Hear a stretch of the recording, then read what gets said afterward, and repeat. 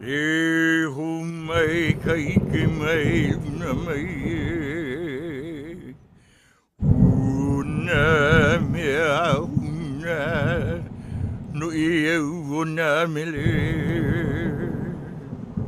E humai, e humai, e humai, e humai kai ke mai. Una mai e. Una mea una no eu una mele e umai e umai e umai kai ke mai una mai e.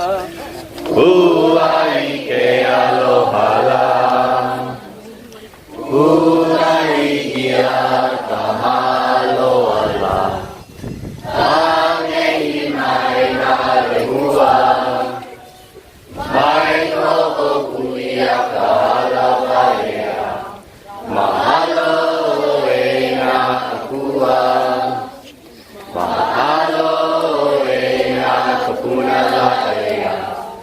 Mahalo me ke aloha la.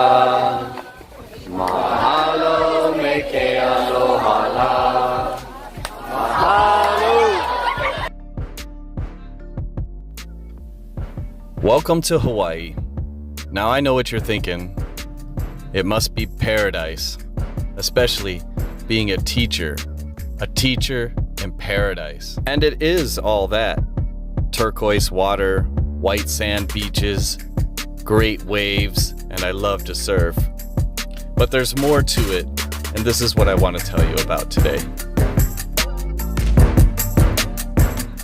Aloha kako. My name is Avi Penhollow. That's me, right there. I'm a high school English language arts teacher at Kamaile Academy. It's a Hawaiian-focused charter school on Oahu, in a town called Wai'anae on the west side of the island. And that's me discovering that there's still payphones on the island, which is something I hadn't seen in quite a while. Oh, and in case you were wondering, these students just graduated high school, and so they're covered in leis, only leis made of candy, money, inflatable inner tubes. A lot of times the students will be so covered you can't even see their face by the end of the ceremony. It's a big deal here. This is Dr. Kahakalau. She's a native Hawaiian educator. She's a researcher, a writer, and an expert in Hawaiian language, history, and culture. She's the founder of Ku'a Kanaka Indigenous Institute for Language and Culture. Dr. Kahakalau is the first person in the world to earn a PhD in indigenous education. She's best known in educational circles as the designer of Pedagogy of Aloha. This is an innovative, values and place-based, culturally driven way of education designed for young Hawaiians in the 21st century to be cultural stewards and to participate in global citizenship. Now, you may have noticed that Pedagogy of Aloha sounds a little bit like another famous title in education, Pedagogy of the Oppressed by Paulo Freire. This is, of course, an intentional play on words by Dr. Kahakalau, because she was very influenced by the works of Paulo Freire and liberation, critical pedagogy. And so this influence of Paulo Freire's work, Pedagogy of the Oppressed, was a huge impact on her life as an activist for Native Hawaiian indigenous rights.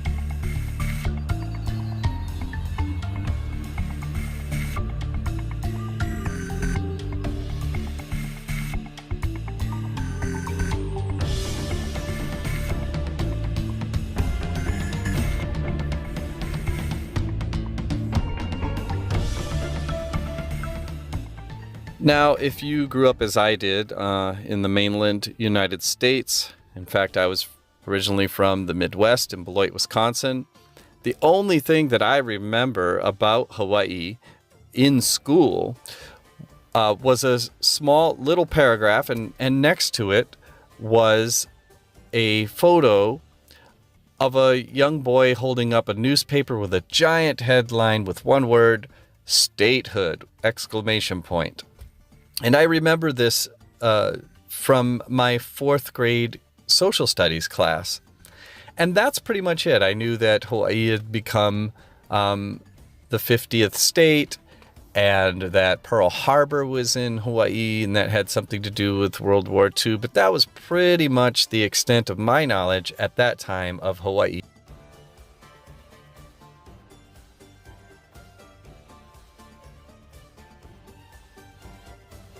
So restoring this knowledge of Hawaiian history and indigenous culture is one of the main components of Dr. Kahakalau's Pedagogy of Aloha. And it just so happens that Kahakalau, her work and Pedagogy of Aloha, has everything to do with the school in which I now teach, Kamaile Academy, which is a Hawaiian-focused charter school. And Kahakalau is one of the she was the one who spearheaded the entire charter school movement. The charter school movement in Hawaii is very different from the mainland because almost all of the charter schools that exist in Hawaii are Hawaiian culture focused. I think it was fine. Yeah. Jordan. O na mea huna no eo o na mele e ho mai e ho mai e ho mai e Kuhaheo E ku Hawaii. E ku Hawaii Makakaua. Makakaua Wai'anae. Kuhahina o ke e hu ka kahiaka o na o iwi o Hawahine no ku'ula hui e hahawi pau ai o la mau.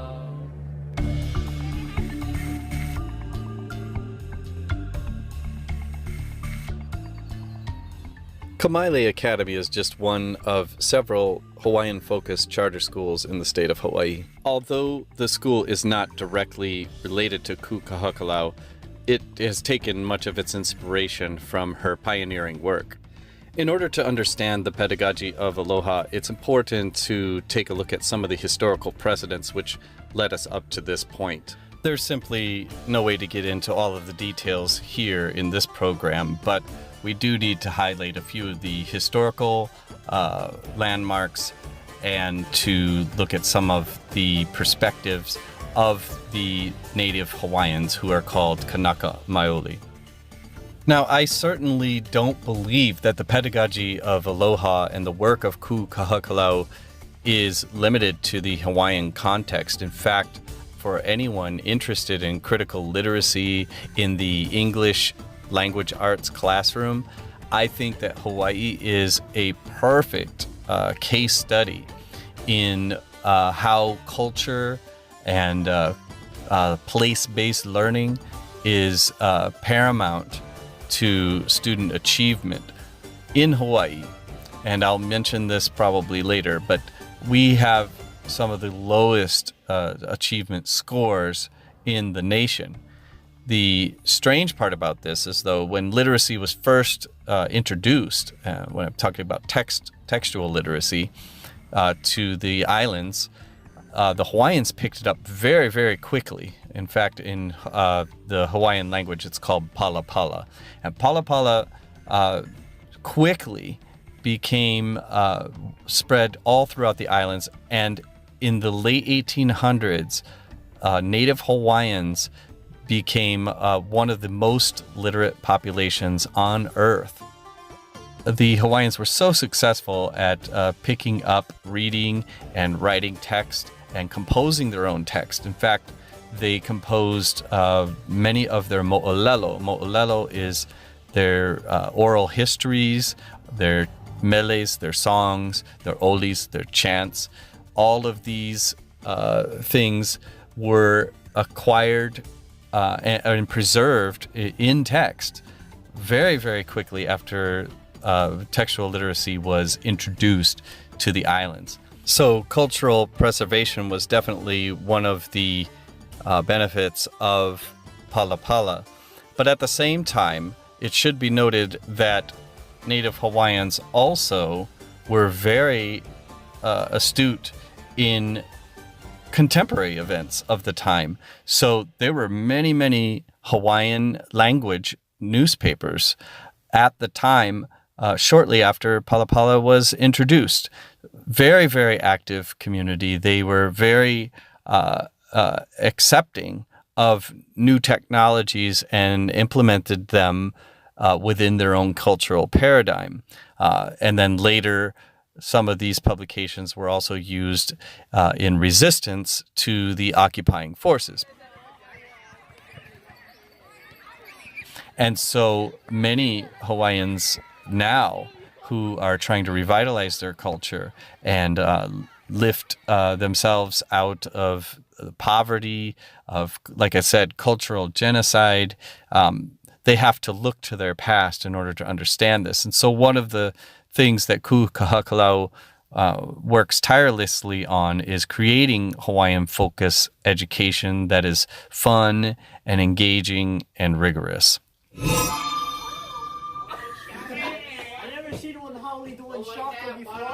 No?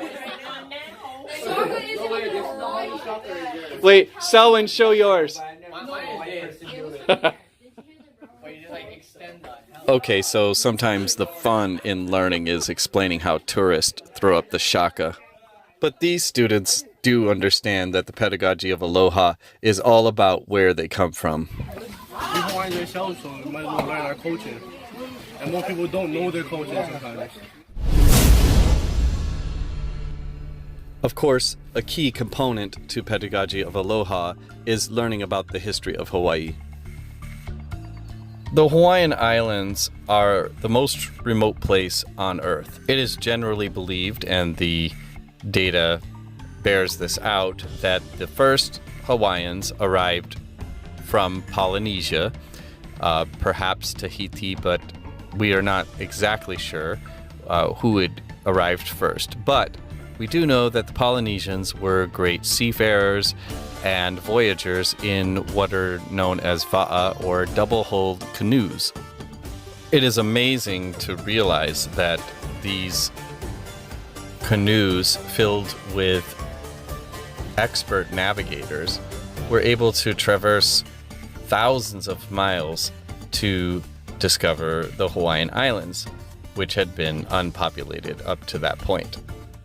Of course, some Westerners wanted to question the skills and abilities of the Hawaiians when they arrived with Captain Cook in 1772 and found that the islands were populated. Since the 1970s, there has been something called the Hawaiian Renaissance, in which Hawaiians are rediscovering their ancient roots of seafaring, and they have reconstructed the va'a called the hokulea. The story of the hokulea itself is amazing and beautiful, but since that time, this ship has traveled all over the world and has returned recently in 2017, which was a very big deal here in Hawaii. It is to these cultural values and history that Kahakalau wishes to reconnect the Kanaka Maoli to their roots, and she believes that this is a key to their success in being not only those reflecting on their history, but engaging in the 21st century within their own cultural paradigm. And as she describes it, and as I've named this program after, concentric circles working itself out from the local Aina land, from the local people, language, culture, into the larger concentric circles of the geopolitical reality of the global village we now live in. So this is not some isolationist, cultural silo that Kahakalau is propagating here. She simply believes that the key to learning, and this is the basis of her research and publications, is in the restoration of cultural pride, the restoration of the language and customs of the Hawaiian people. This is really the heart of Pedagogy of Aloha.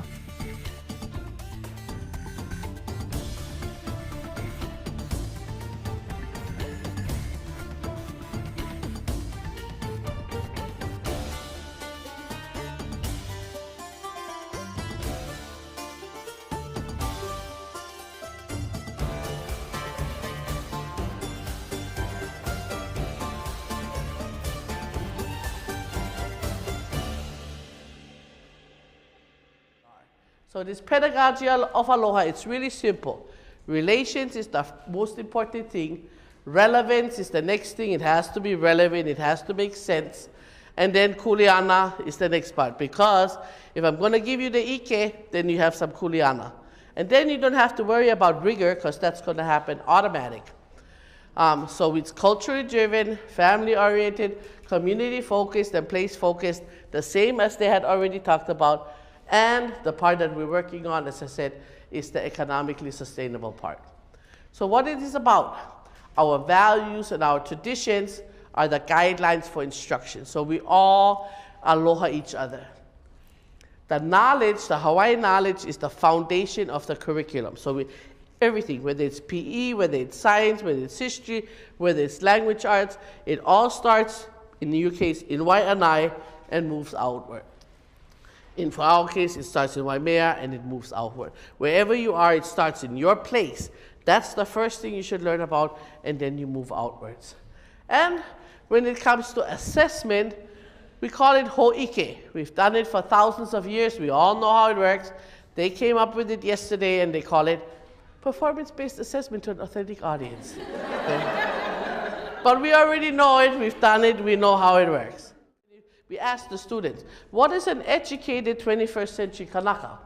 And they said, well, somebody that can do both the Hawaiian and the Haole world, and Haole just meaning Western or not Hawaiian. And they have to know when to use which. So when they're with the kupuna, they have to know to keep their head down, to be courteous, to make sure kupuna has the food, it's cleaned up, you know how all of those things, they have to know all of this. When they are applying for a job, then they have to stand very strong, look very confident. So they have to know which one to do, and they have to be able to go each way. They have to know not just theoretical, but also practical knowledge. They have to be able to communicate in English and in Hawaiian. They have to know what they love to do. They also have to aloha aina. They have to make sure that Hawaii becomes sustainable again. They have to be grounded in their culture. They have to know how to perpetuate our language and our culture and make a commitment to do that.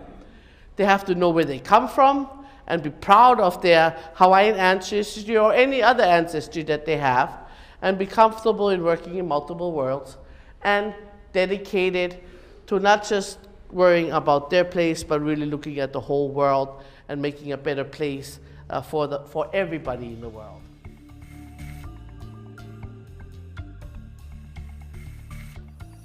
I'm grateful to Kahakalau for allowing me to use her material.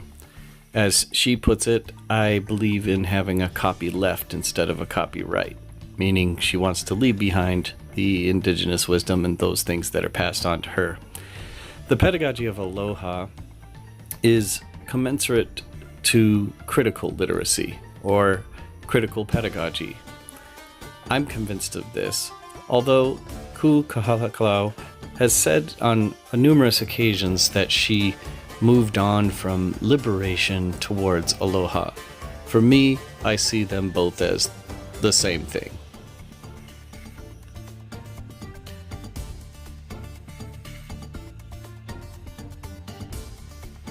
So we are naming our garden Kahaku Ola. Haku in Hawaiian is to weave, and Ola has to do with health and well-being. So with all the different gardens within the larger garden, we can appreciate all the smaller gardens for our health.